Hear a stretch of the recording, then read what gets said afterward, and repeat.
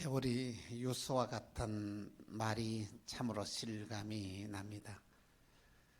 2021년을 시작한 신년주일이 어저께 같은데 벌써 오늘 정말 이 송구영신 예배를 드리게 되었습니다. 정말 얼마나 이 세월이 빨리 지나가는지 모릅니다. 우리는 송구영신 예배를 맞이하여 2022년을 맞이하는 이 시점에서 우리의 삶을 한번 되돌아보고 새로운 믿음의 결단이 오늘 우리 모두에게 일어나기를 간곡히 부탁을 드립니다. 지난 한 해를 되돌아보면 정말로 참 꿈만 같습니다. 교회 이전을 하면서 되어지는 모든 과정들을 가만히 생각해 보면 모든 것이 참 하나님의 은혜 가운데서 잘 진행이 되었던 것입니다.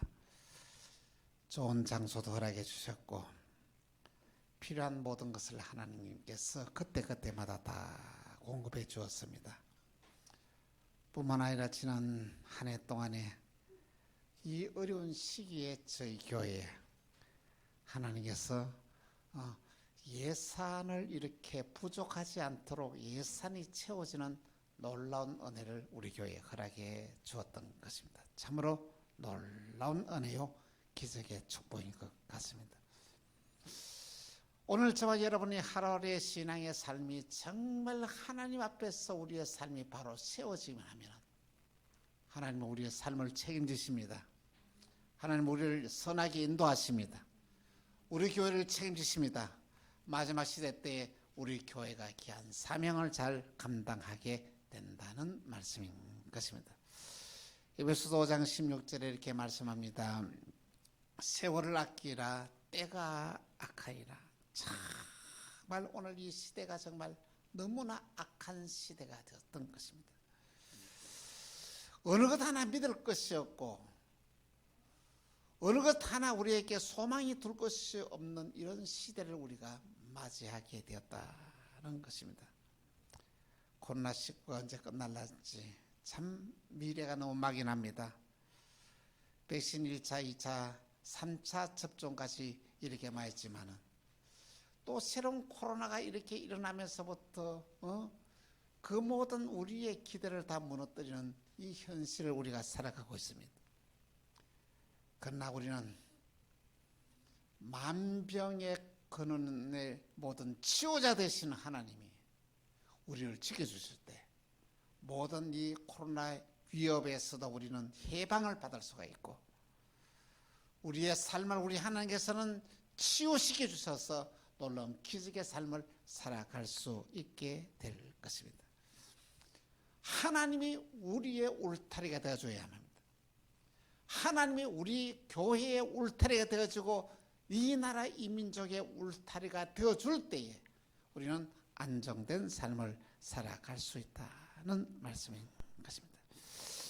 오늘 본문의 말씀 보니까 사도 바울은 자신의 지나온 삶을 되돌아보면서 참으로 놀라운 신앙의 고백을 하고 있습니다. 이제 그의 죽음이 임박한 귀한 시점에서 그는 자기의 삶을 되돌아보면서 이렇게 고백합니다. 나는 선한 싸움을 싸우고 나의 달려가야 할 길을 다 마치고 믿음을 지켰다. 얼마나 위대한 신앙의 고백입니까? 바울은 자신의 삶을 되돌아보면서 후회 없는 인생의 삶을 살았다는 것입니다. 최선을 다하는 삶을 살았다는 것입니다. 이것이 정말 너무 귀한 것입니다. 그러면 또 이렇게 고백합니다. 이후로는 나를 위하여 의의 멸류관이 예비되었으므로 주곧 의로우신 재판관이 내게 주실 것이다. 이 미래에 대한 확고한 소망을 가지고 이런 믿음의 고백을 하였던 것입니다. 오늘 우리의 삶이 바로 이런 삶을 살아가야 합니다. 지나온 삶이 우리는 후회가 없는 삶을 살아야 되고 미래에는 거룩한 소망을 가지고 앞으로 나아가야 한다는 말씀인 것입니다. 정말 바울의 인생을 참 가만히 되돌아 살펴보면 참으로 놀라운 그런 삶을 살았습니다. 그가 예수를 만나기 전에는 어떤 삶을 살았습니까? 정말 출세하는 삶을 살았습니다. 잘 나가는 삶을 살았습니다. 성공하는 삶을 살았던 것입니다. 그는 바리새파 사람으로서 모든 민중들에게 존경을 받았습니다. 그러나 70인의 공의원의 한 사람으로서 권력을 그에게 가지고 있었습니다.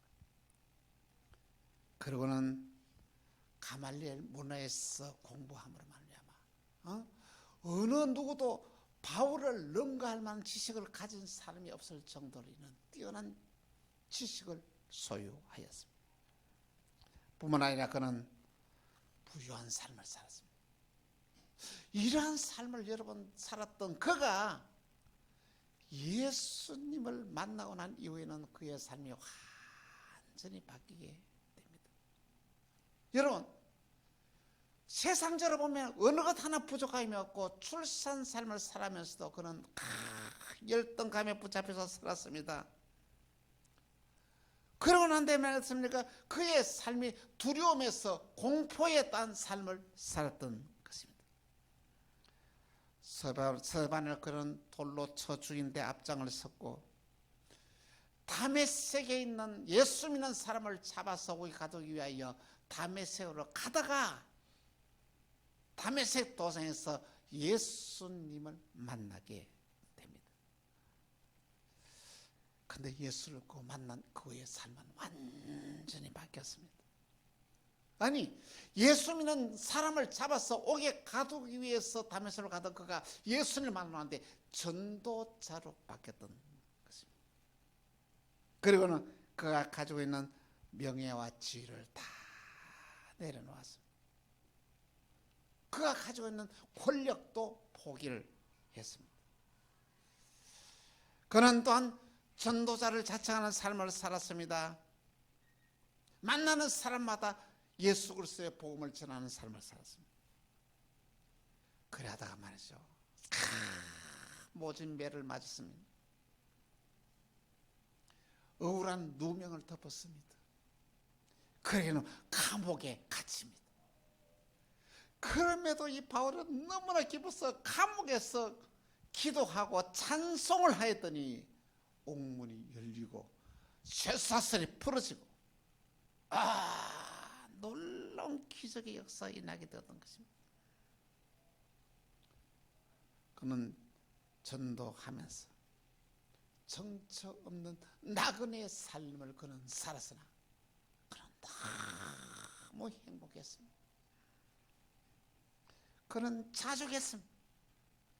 어느 것 하나 부족함을 느끼지 못하고 이렇게 한평생 동안에 기쁨 가운데서 그의 생을 살았던 것입니다. 여러분, 오늘 저와 여러분들이 꿈꾸는 것하고 바울이 이렇게 꿈꾸던 것하고 얼마나 많은 차이가 납니까? 대부분의 사람들은 내가 예수 믿으면 출세하게 될 것이다, 예수 믿으면 잘 될 것이다, 예수 믿으면 형통하게 될 것이다, 예수 믿으면 복만을 받을 것이다, 이런 생각을 가지고 예수 믿는 사람이 얼마나 많습니까? 바울은 정반대의 현상이 일어났습니다. 그럼에도 불구하고 그는 행복했습니다. 위대한 삶을 살았습니다.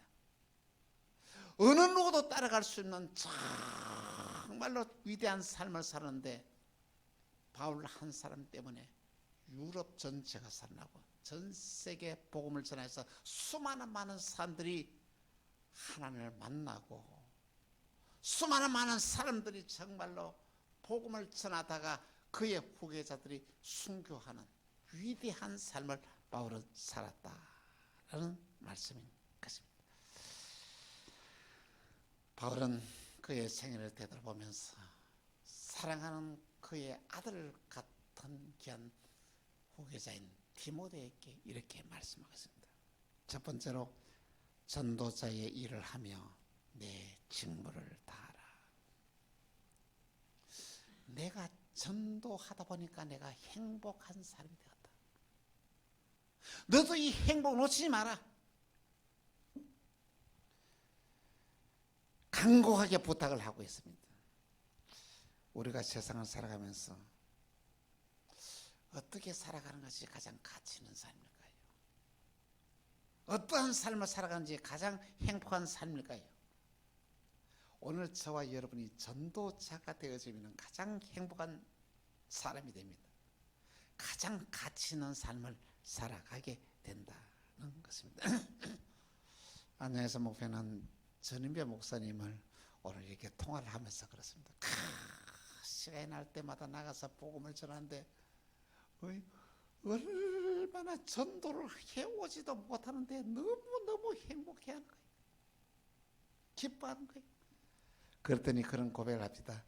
자기가 전도를 그렇게 수많이 해도 자기가 전도의 열매를 맺지 못해서 하나님께서 뭐냐면은 자기가 전도하지 않은 사람을 이렇게 교회에 보내주더라는 것이죠. 그러면서 하는 말이 전도를 하다 보니까 그 어느 것 하나 부족함이 없도록 하나님 다 책임을 지신다는 그런 신앙의 고백을 들었습니다. 오늘 저와 여러분의 사도 바울의 뒤를 쫓아서 전도하는 자로서의 귀한 삶으로 우리의 삶의 방향을 바꿀 때 하나님 우리의 삶을 책임을 지신다는 것입니다. 그렇습니다. 전도하다 보니 행복하고 전도하다 보니 기쁨이 찾아왔고 전도하다 보니 모든 문제가 해결되었고 전도하다 보니 모든 위기를 극복했다고 그 자신은 이렇게 신앙을 고백하면서 그의 아들 같은 그의 후계자 디모데에게 그런 권면을 합니다. 전도자의 일을 하며 내 직무를 다하라. 여러분, 이 새해는 오늘 저와 여러분들의 맡겨진 귀한 직무를 잘 감당하는 자들이 다 되기를 바랍니다. 여러분들이 교회에서 맡겨진 직무가 무엇입니까? 이 직무를 감당하는 자가 되어야 됩니다. 여러분의 회사에서 맡겨진 직무가 무슨 일입니까? 그 직무를 잘 감당하는 자가 되어야 됩니다. 가정에서도 오늘 저와 여러분들의 맡겨진 귀한 직무를 잘 감당하는 자가 될 때 그것이 바로 인생의 성공적인 승리한 삶을 살아가는 비결이다는 말씀인 것입니다. 두 번째로는 내가 선한 삶을 싸우고 나의 달려갈 길을 마치고 이렇게 말씀입니다. 바울은 한평생 동안에 선한 삶을 싸웠다 이렇게 말하고 있습니다. 그리스도인의 삶은 영적 투쟁의 삶, 악한 영과의 대적하는 게 한 삶이라는 말씀인 것입니다. 사탄은 끊임없이 우리의 신앙을 빼앗아가고 노략질하고 가고 있습니다. 말씀을 따라 순종하지 못하게 하고 엉뚱한 생각을 가지게 하고 갖가지 모든 유혹으로 우리를 쓰러뜨리려고 이렇게 노력하고 있습니다. 그것을 우리가 판단하고 단호하게 물리치는 사람이 영적으로 승리한 삶이다는 말씀인 것입니다. 그리고는 나의 달려길을 다 마치고 이 말은 자기의 직분에 충성했다는 말씀인 것입니다. 우리는 장로의 직분을 잘 감당해야 됩니다. 권사의 직분도 잘 감당해야 됩니다. 집사의 직분, 교인의 직분도 잘 감당해야 됩니다. 오늘 저와 여러분에게 맡겨지게 한 직분을 잘 감당하는 자가 될 때 주님은 우리의 손을 들어주십니다. 우리가 우리에게 맡겨진 모든 일들을 잘 감당해야 되면 하나님은 우리가 하는 모든 일들에 모든 삶에 하나님이 동행하게 되면 모든 문제가 해결되고 길이 열리게 되고 은혜와 축복의 역사가 일어나게 된다는 말씀인 것입니다. 우리 모두 주님 보시기에 사도 바울처럼 최선을 다하는 삶을 이 새해는 한번 살아보십시다. 후회 없는 삶을 한번 살아보는 오늘 저와 여러분이 다 되기를 간곡히 부탁을 드립니다. 마지막 세 번째로는 약속하신 생명의 멸류관입니다. 바울은 자기에게 준비된 생명의 멸류관을 바라보게 되었습니다. 여러분, 이 멸류관은, 이 생명의 멸류관은 바울에게만 주어진 것이 아니라 예수 믿는 우리 모두에게 주어진 것이라고 오늘 본문은 우리에게 말씀하고 있습니다. 바울은 디모데에게 이 생명의 멸류관을 준비하라고 말합니다. 디모데후서 4장 8절에 이렇게 말합니다. 같이 시작. 이제후로는 나를 위하여 의의 멸류관이 예비되었으므로 주곧 어려우신 재판장이 그날에 내게 주실 것이며 내게만 아니라 주의 나타나심을 사모하는 모든 자에게니라. 할렐루야. 그렇습니다. 우리 모두에게는 생명의 멸류관이 준비되어 있습니다. 이 멸류관을 바라보는 영적인 눈이 오늘 저와 여러분에게 다 열려지기를 간곡히 부탁을 드립니다. 사랑하는 성도 여러분, 여러분 지난 한 해를 어떻게 살았습니까? 주님 보시기에 합당한 삶을 살았습니까? 아니면 주님 보시기에 부끄러운 삶, 실패한 삶을 살았습니까? 여러분, 이 모든 지난 날에 귀한 삶을 우리는 되돌아보면서 우리 자신을 한번 뉘우치고 돌이키는 이 귀한 시간이 되기를 바랍니다. 그리고 하나님께서 오늘 저와 여러분에게 2022년도의 축복의 문을 활짝 열어주었습니다. 하나님은 이 2022년도가 여러분에게 은혜의 해가 되기를 바랍니다. 여러분에게 축복의 해가 되기를 바랍니다. 여러분에게 기적의 해가 되기를 바랍니다. 그래서 우리가 2025년도 최선을 다하는 삶, 후회 없는 삶을 한번 살아보십시오. 그러면 주님께서 놀라우신 은혜의 역사, 기적의 역사를 일으키게 될 것이다는 말씀인 것입니다. 여기에 멸류관은 우리에게 뭘 상징하느냐 하면은 승리를 상징합니다. 이 멸류관은 우리의 영적인 성장을 상징합니다. 이 멸류관은 하나님의 언약하신 게 한 축복을 상징합니다. 이 멸류관을 바라보고 이 2022년도의 새해는 정말 여러분의 삶 가운데서 풍성한 이 언약에 귀한 축복의 열매가 풍성하게 맺히는 새해가 되기를 간곡히 부탁을 드립니다. 우리 모두 오늘 본문의 말씀을 생각하면서 사도 바울처럼 최선을 다하는 삶을 살아서 후회 없는 삶을 살고 승리하는 복된 삶을 사는 2022년도가 다 되기를 주 예수의 이름으로 축원합니다. 기도하겠습니다. 주님 감사합니다. 우리도 사도 바울처럼 한번 믿음으로 승리하는 삶을 살게 하여 주옵소서. 우리에게 준비된 멸류관을 바라보고 최선을 다하는 삶을 살게 하시고 기적의 역사를 이루는 삶을 살게 하시고 언약한 축복의 주인공이 다 되어지게 하여 주옵소서. 사랑합니다. 축복합니다. 주 예수 그리스도 이름으로 기도합니다. 아멘.